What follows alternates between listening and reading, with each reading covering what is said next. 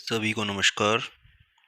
जैसा कि अपना जनरल साइंस के अंदर जो अपनी सीरीज चल रही थी, उसी के अंदर अपन एक टॉपिक ले रहे हैं, अपना नेक्स्ट टॉपिक। और उसके अंदर जो है अपना टॉपिक है आज का कोशिका की संरचना एवं प्रकार्य, structure and function of cell. तो अपना जो नया टॉपिक है वह है कोशिका के बारे में, कि कोशिका की संरचना किस प्रकार होती है और कोशिका जो होती है वो कार्य किस प्रकार से करती है। तो उसके अंदर जो है अपना ये नेक्स्ट टॉपिक है, जिसके अंदर पहला पॉइंट अपना आता है कि सभी सजीवों का जो शरीर होता है वो कोशिका का बना होता है। यानी कि सभी सेल जो होती हैं पृथ्वी पर, जितने भी जीव जंतु या प्लांट्स, सभी जो होते हैं वो कोशिका से मिलकर बने होते हैं, यानी कि सेल से मिलकर बने होते हैं। सेकंड टॉपिक अपने पास में आता है कि सजीवों की संरचनात्मक एवं क्रियात्मक इकाई, यानी स्ट्रक्चर एंड फंक्शनल यूनिट जो होती है वह सेल होती है।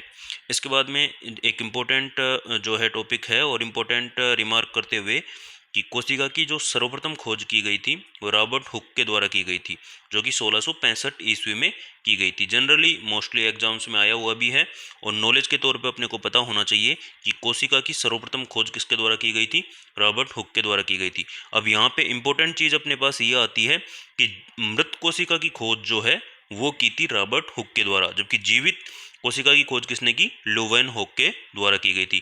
तो होता क्या है, एग्जाम के अंदर कई कई बार कन्फ्यूजन हो जाता है, क्योंकि क्वेश्चन के अंदर कोशिका से पहले जो है वो मृत या जीवित शब्द का उपयोग कर लेता है। तो मृत शब्द का उपयोग करेगा तो मृत कोशिका की खोज की रॉबर्ट हुक ने, जबकि जीवित कोशिका की खोज किसने की, लुवेन हुक के द्वारा। इसके बाद में नेक्स्ट अपने पास में आता है और वो आता है पुरकिंजे, और ये एक वैज्ञानिक नाम है जेई पुरकिंजे। तो इन्होंने जो है क्या किया, कोशिका में स्थित जो तरल जैवीय पदार्थ होता है उसको जीव द्रव्य नाम दिया, यानी प्रोटोप्लाज्म नाम दिया। इससे आगे अपन देखेंगे कि प्रोटोप्लाज्म का निर्माण कैसे होता है और प्रोटोप्लाज्म में होता क्या क्या है। इससे पहले एक अपन सेल जो है उसका रेखा चित्र देख लेते हैं, यानी कि कोशिका का जो निर्माण होता है या कोशिका की जो संरचना होती है वो किस प्रकार से होती है। तो कोशिका की संरचना के अंदर यदि अपन देखें तो पहले एक आती है कोशिका झिल्ली, जो कि बाहरी आवरण होता है जिससे कि कोशिका जो होती है वो ढके हुए रहती है। कोशिका झिल्ली के अंदर जो है वो पाया जाता है कोशिका द्रव्य, ठीक है। और कोशिका के अंदर जो है एक पाया जाता है केंद्रक, और केंद्रक में पाया जाता है केंद्रक द्रव्य। तो कोशिका द्रव्य और केंद्रक द्रव्य मिलकर जो होता है वो जीव द्रव्य यानी प्रोटोप्लाज्म का निर्माण करते हैं, और जीव द्रव्य जो होता है वो जीवन का एक भौतिक आधार होता है। इसके बाद में एक इंपॉर्टेंट क्वेश्चन अपने पास ये आता है कि केंद्रक की खोज किसके द्वारा की गई। तो केंद्रक की खोज की गई रॉबर्ट ब्राउन के द्वारा। किसके द्वारा, रॉबर्ट ब्राउन के द्वारा। इंपॉर्टेंट क्वेश्चन है, कई बार एग्जाम में आया हुआ भी है। तो यहाँ तक की चीज़ें अपनी सभी की क्लियर हो गई होगी कि अपन ने बात की कोशिका के बारे में, कोशिका की खोज किसने की, जीवित कोशिका की खोज किसने की, मृत कोशिका की खोज किसने की। इसके बाद में अपन ने बात किया जीव द्रव्य के बारे में, इसके बाद केंद्रक, ठीक है। और केंद्रक जो होते हैं, कोशिका का जो नियंत्रण जो होता है वो केंद्रक केंद्रक के हाथ में होता है। इसके बाद में अपने पास आता है कोशिका सिद्धांत, सेल थ्योरी।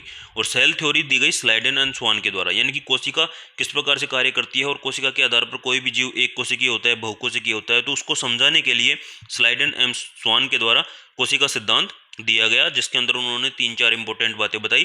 जिसके अंदर पहली चीज अपने पास में आती है कि प्रत्येक जीव का जो जीवन होता है वो एक कोशिका से शुरू होता है, यानी प्रत्येक जीव का जो जीवन काल होता है वो एक कोशिका से शुरू होता है। अब जीव जो होता है वो एक कोशिकीय और बहुकोशिकीय हो सकता है, यानी जिस जीव के अंदर एक कोशिका पाई जाएगी वह एक कोशिकीय, जिसके अंदर एक से ज़्यादा कोशिकाएं पाई जाएंगी वह बहुकोशिकीय। तीसरा पॉइंट इन्होंने दिया कि कोशिकाएं मिलकर काम करती है, यानी सभी कोशिकाएं एक साथ काम करती है। किसी भी जीव के अंदर जितनी भी कोशिकाएं पाई जाती हैं सभी कोशिकाएं एक साथ मिलकर कार्य करती है, जिसके फलस्वरूप एक जीव का निर्माण होता है। और फोर्थ पॉइंट दिया कि कोशिका की क्रियाओं का जो नियंत्रण या कार्यकर्ता जो होता है वो केंद्रक होता है, और केंद्रक की खोज किसने की थी, रॉबर्ट ब्राउन के द्वारा। तो ये 4 पॉइंट उन्होंने दिए। इसके बाद में ये होने के बाद में विर्चो एक जो है वैज्ञानिक आए, और विर्चो ने एक बहुत ही इंपॉर्टेंट थिंक दी, एक बहुत ही महत्वपूर्ण बात बताई। विर्चो ने बताया कि कोशिकाएं जो होती हैं वो पूर्ववर्ती कोशिकाओं से बनती है, यानी कि जो जनक कोशिका होती है उनमें डिवीजन के आधार पर जो है संतति कोशिका यानी पुत्री कोशिकाओं का निर्माण होता है। जैसे कि चित्र में दर्शाया गया है, एक जनक कोशिका है और वो डिवीजन करते हुए संतति कोशिकाओं के अंदर बट जाती है। इसके बाद में कोशिका होती है, कोशिका के अंदर पाए जाते हैं कोशिकांग, ठीक है, जिनको अपन अपनी आंखों से नहीं देख सकते, तो उसके लिए सूक्ष्मदर्शी का उपयोग किया जाता है। तो सूक्ष्मदर्शी के द्वारा कोशिकांगों को देखा जाता है। इसके बाद में है इंपॉर्टेंट नोट, जिसके अंदर 3 इंपॉर्टेंट नोट हैं जो कि बहुत सारी एग्जाम्स में क्वेश्चन भी आए हुए हैं। जैसे कि पहला, सबसे छोटी कोशिका, तो सबसे छोटी कोशिका होती है माइक्रोप्लाज्मा। सबसे बड़ी कोशिका होती है शुतुरमुर्ग का अंडा। और सबसे लंबी कोशिका कौन सी होती है? तंत्रिका या न्यूरॉन। तो आज के वीडियो में अपन ने कोशिका के बारे में जाना। सभी का बहुत बहुत धन्यवाद। आगे जो है अपन नेक्स्ट वीडियो में मिलेंगे। धन्यवाद।